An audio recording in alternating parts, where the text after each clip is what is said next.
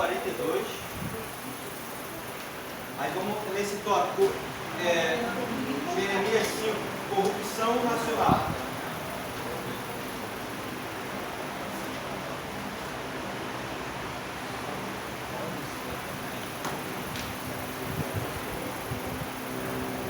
Eu vou ler primeiro, vou ler aqui na Bíblia, na nossa Bíblia, no capítulo 5 de Jeremias, versículo 1 e 2, aí depois eu vou para a apostila, melhor. Capítulo 5 de Jeremias, versículo 1 e 2 também. E aí eu entro na apostila nessa parte aqui de corrupção nacional. Diz assim, ó, os pecados do povo de Deus, na Bíblia Sagrada. 5:1.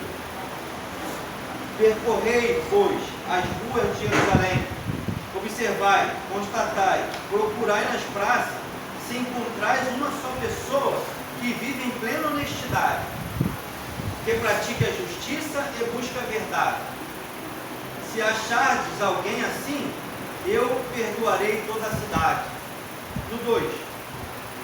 Mesmo que afirmem, jura em nome do Senhor, ainda assim estão jurando falsamente. Então Deus está falando que não há uma pessoa só de coração voltado para Ele. Aí vamos lá agora na nossa apostila.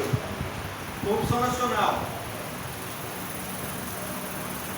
Deus procura em vão um vestígio de verdade e justiça entre teu povo. A nação está atolada na idolatria. Está feliz por ser uma sociedade corrupta. Está com a consciência tranquila. Tanto Deus como os seus profetas são ignorados. O povo quer ouvir as falsas profecias. Deus não tem outra opção senão punir. Versículo 1. Esse texto lembra a oração de Abraão por Sodoma. Deus teria poupado Sodoma se ali tivesse encontrado 10 justos. No caso de Jerusalém, teria bastado um que praticasse a justiça e buscasse a verdade.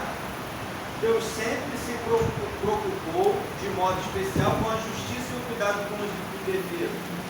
Isto fica claro na lei e foi também uma ênfase dos profetas. Então veja, Deus procurava um. Falou, se tiver um, eu não trago juízo, né?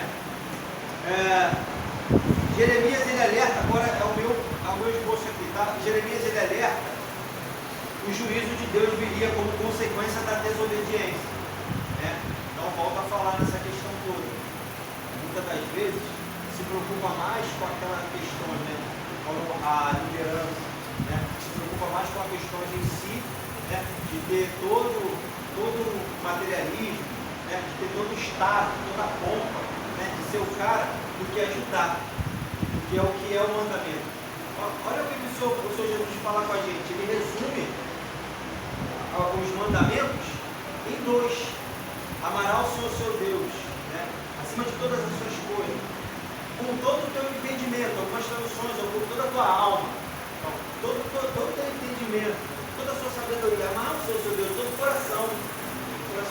E aí depois o Senhor Jesus fala assim agora, ó, e ao teu próximo como a ti mesmo. Esse é o teu próximo como a ti mesmo, que eu vejo que é um dos mandamentos do Senhor, que é onde muitos pecam. Porque, bem, ama até o Senhor, sabe que o Senhor, Ele é o sustento da vida dele, né, da vida da pessoa, é Deus que guarda a família, faz tudo, mas é outra parte que não foi desenvolvida. Da compaixão, não é somente de amar, na questão de dar dinheiro, não. É sobre a compaixão, é a questão da oração, da intercessão, é entender que a pessoa é um ser humano também. É a questão toda de você olhar e saber que essa justiça que Deus pede para nós fazermos é um mandamento também, né? E aí até na aula passada a gente leu o Salmo 41, lembra? Que Deus só em ajudar os pobres, Deus, quem lembra que a gente leu? Só em ajudar os pobres, o salmista vai dizer, né? Que Deus, Deus não deixa desamparado, Deus livra dos inimigos, Deus dá saúde, mas é só essa questão de ter um coração puro, né? De ajudar o próximo. A Bíblia vai dizer que às vezes, né?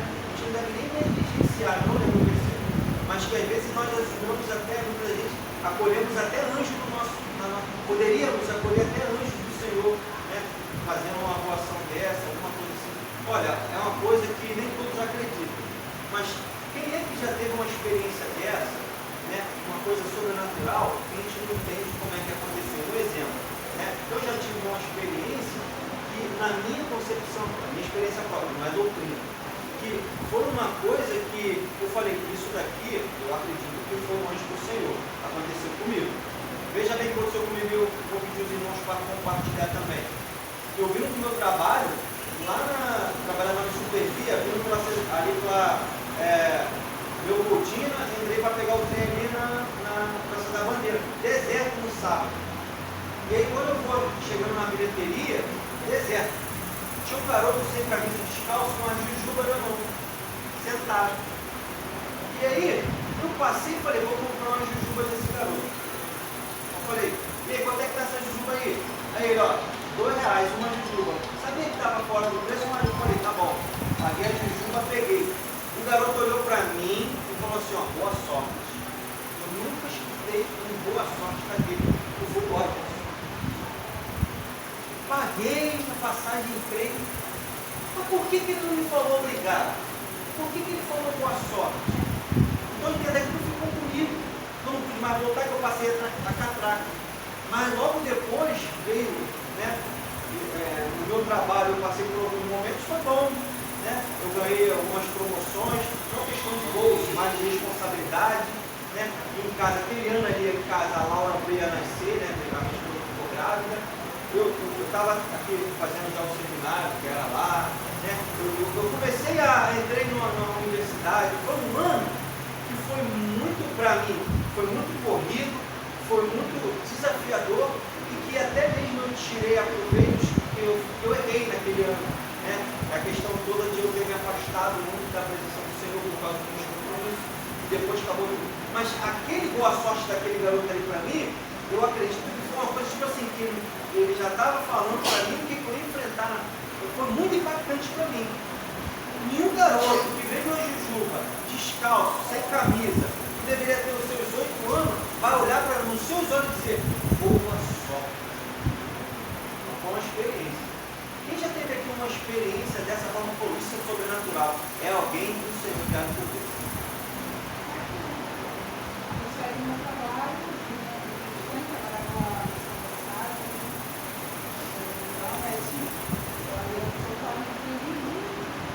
escutando louvor e cantando, estava muito ligada, eu atravessei esse cruzamento.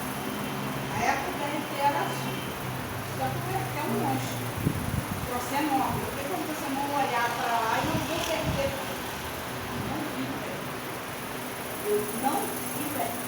Eu atravessei. Então eu atravessei e senti uma mão assim, me pousando na calçada. Na frente não, para trás não, para frente. Me pousando na calçada. E eu senti, só escutei freado no lugar inteiro. E as pessoas do outro lado morreram. E aí quando o motorista voltou, o rosto assim, balançou a cabeça, e a pessoa que estava na padaria aqui, menina, você não morreu? Eu escutei eles do outro lado dizendo, morreu. Né? E aí eu cheguei em casa chorando. Essa experiência assim, eu senti nitidamente, eu fui olhar, não tinha ninguém, eu senti nitidamente uma mão me empurrando para cá. então, forte. Então a gente vê que essa parte, obrigado por compartilhar conosco, essa parte de deixar de não fazer a justiça, né, como aqui estava sendo feito, ela é uma coisa que tu acaba não praticando aquilo que o Senhor Jesus nos instruiu. Porque aí a gente vai ler na Bíblia e a gente vê assim, ó, o justo florescerá como a palmeira, né? Ó, fui moço, hoje eu sou velho, né? O salmista falando, salmos, não é. Mas nunca vi um justo desamparado, e nem a sua família mendigar o pão. Então, sempre é questão de justo, né? O justo, ó, mas diga ao justo, tudo lhe irá bem, o Senhor vai trazendo a justiça, mas fala justo. Não fala cristão, não fala crente, não fala justo, de justiça, da questão de você pessoa e praticar o Evangelho fazendo justiça para ela, né? Ajudando.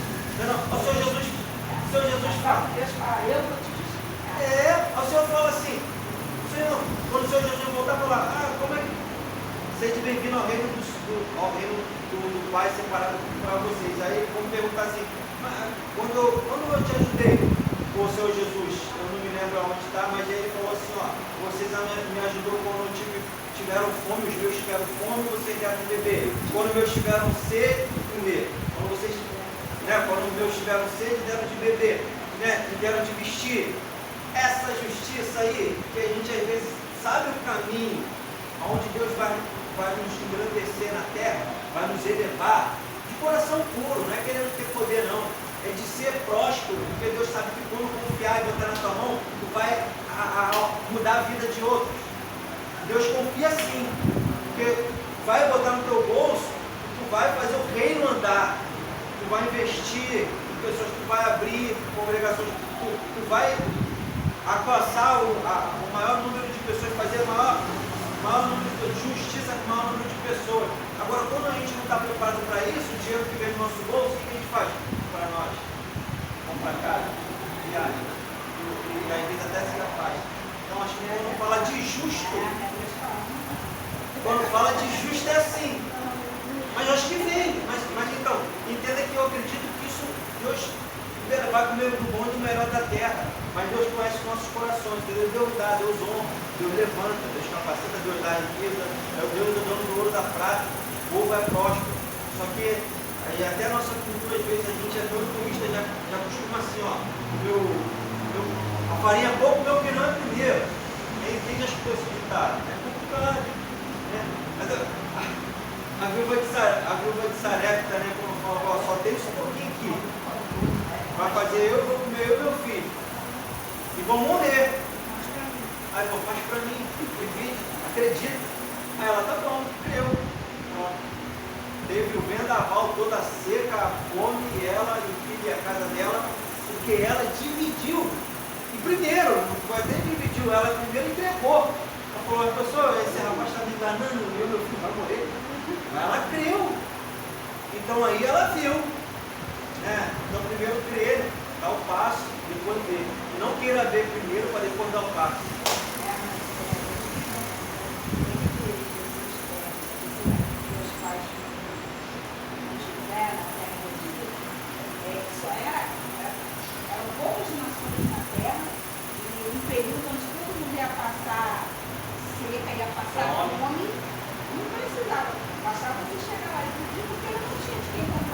Eles tiveram que comprar dele mesmo, porque ele era a única nação próspera, que através dos velhos foram prósperos.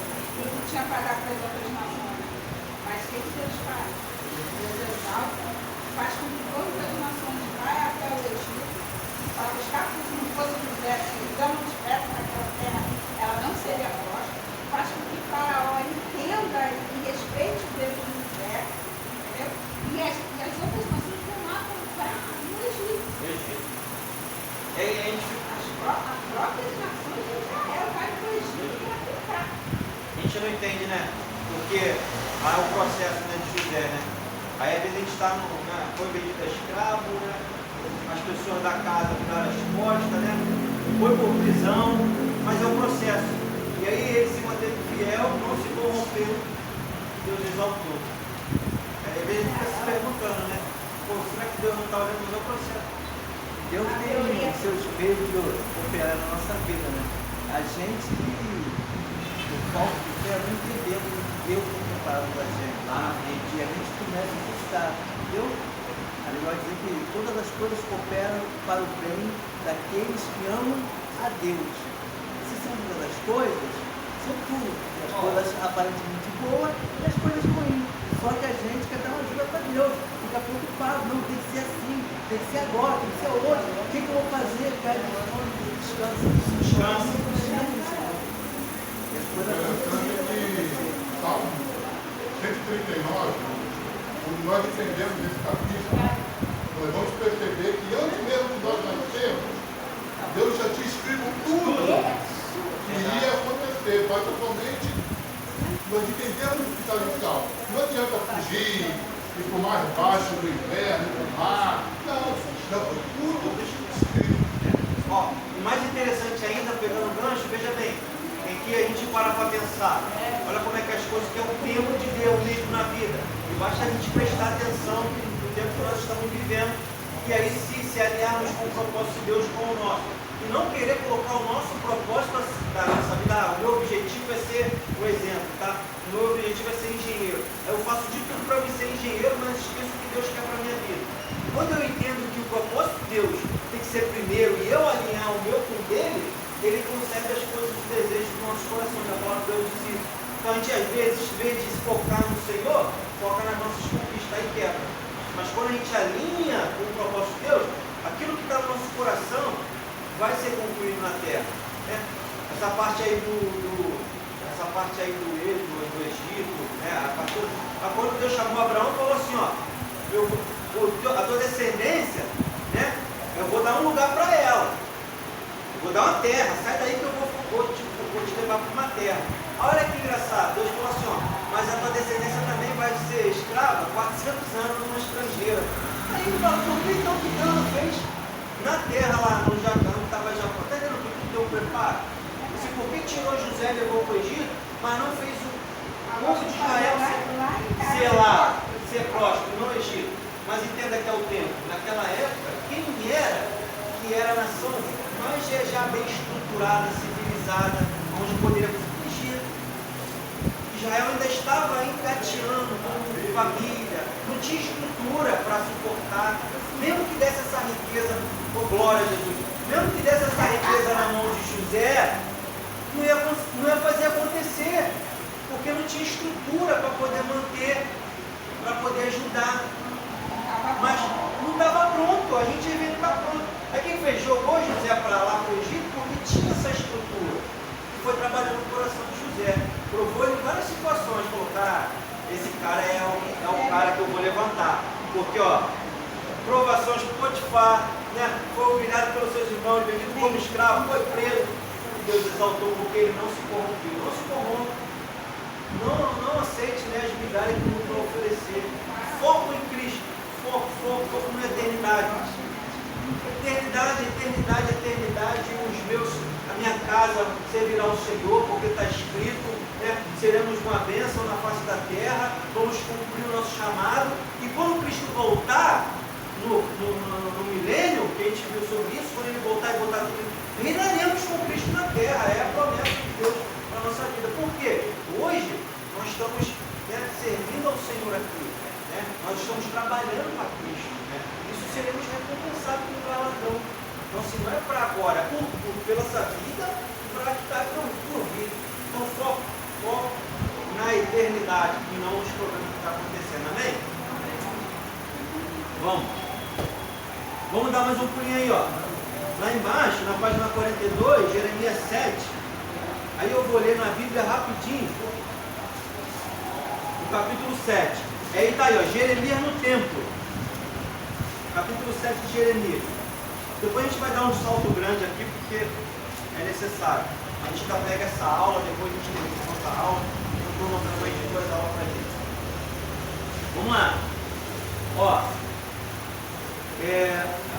Eu vou ler primeiro na apostila, ok? Jeremias, no templo. O povo tinha uma confiança no templo, que chegava a ser supersticiosa. Olha isso.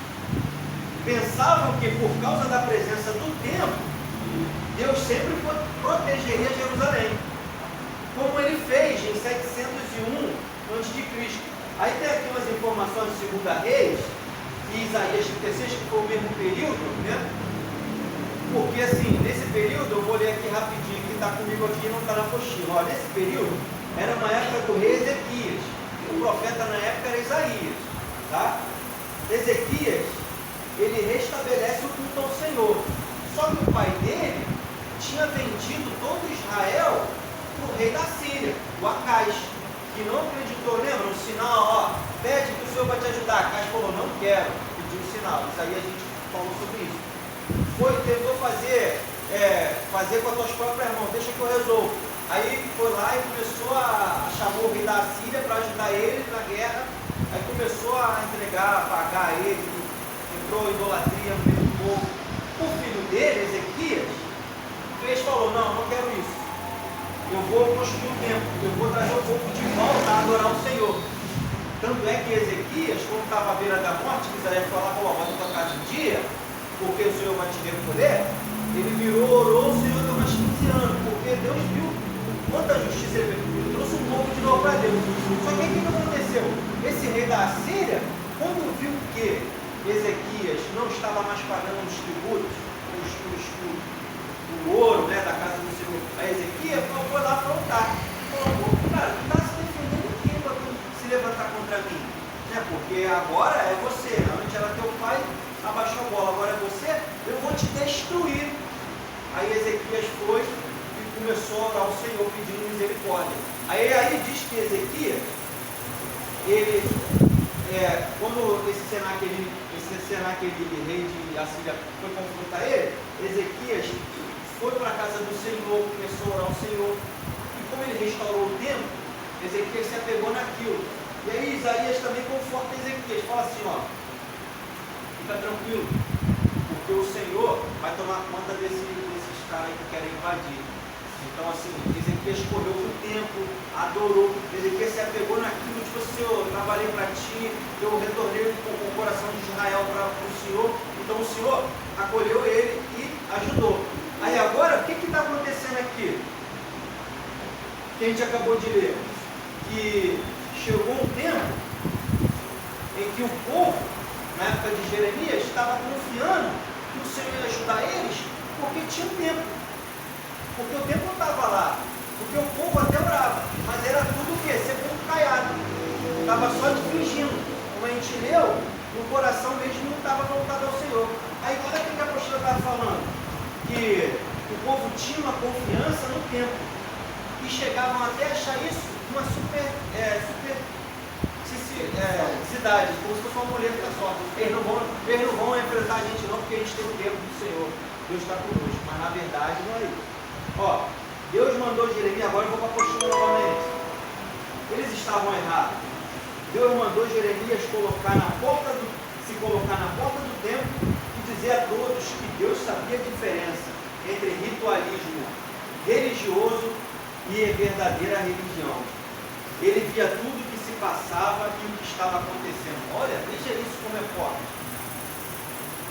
Deus chama Jeremias, fala assim, vai lá na porta do templo e fala que eu sei qual é a diferença do que vocês estão fazendo, desse culto de religiosidade e um culto verdadeiro.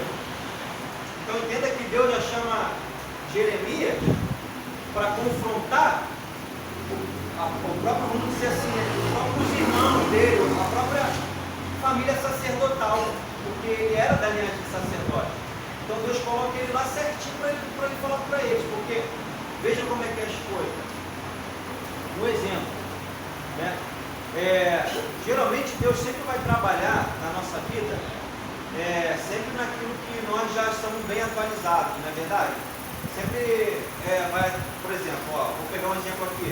Quando o Senhor Jesus chamou o apóstolo Pedro, Pedro trabalhou mais com a pessoa dali, né? As pessoas mais humildes, né? Pregou mais para as pessoas ali do patamar dele. Só que Deus tirou Paulo, depois lá na frente, né? O Senhor Jesus chamou Paulo, 50 anos depois, né? Mais ou menos isso. Não, escreveu 50 anos. Depois que Cristo morreu, a apóstolo Paulo começou a perseguir, então o Senhor chamou Paulo, por quê? Ele tinha um propósito. O apóstolo Paulo falava vários idiomas, na verdade, ele tinha carta romana, né? Ele sabia falar com eloquência, ele poderia falar tanto para reis, quanto para as pessoas de classe baixa, quanto para governadores. Então o que está acontecendo com Jeremias? Vou falar com o pessoal do templo, vou falar com os sacerdotes. Deus está vendo. Porque a questão toda é que, até mesmo, aí vem o que o nosso diácono apóstolo falou, até mesmo para poder falar, um crente falar para outro crente as coisas que Deus quer falar, tem que ser, sabe, pelo menos entender. Porque imagina se Jeremias, entenda comigo aqui, imagina se Jeremias não fosse da linhagem de ninguém, nem de sacerdote, nem de profeta, nem nada, fosse uma pessoa comum. Será que teria o pulso firme para falar das coisas de de que um sacerdote está certo ou errado, quem mais poderia ser para julgar o templo, de acordo com aquilo que Deus queria que consertasse no templo? Alguém que viesse de lá, alguém que já viveu ali o templo ali, está entendendo? Às vezes Deus chama a gente assim, sabe? Vai chamar uma pessoa para poder trabalhar no ministério dela em cima da onde ela veio, né? Da onde ela conhece. Ó, te tirei um exemplo, te tirei lá do baile funk, e foi lá que você foi evangelizado. Essa pessoa é muito propício para você usar ela como evangelista nesses lugares, porque ela vai saber onde vai pisar. Não é verdade? É diferente de quem pegar uma pessoa que morou num apartamento, que estudou teologia, e coisa que o senhor não vai usar nisso, não vai dar muito certo, o senhor vai usar em outra área. É assim que trabalha, então entenda. É umas coisas que Deus trabalha certinho, na hora do acaso. Né? Quem é que vai pregar com mais força, com mais vigor? Quem é que vai falar com mais veemência? Que vai transmitir aquela fé sobre cura, se não for uma pessoa que já foi curada pelo Senhor?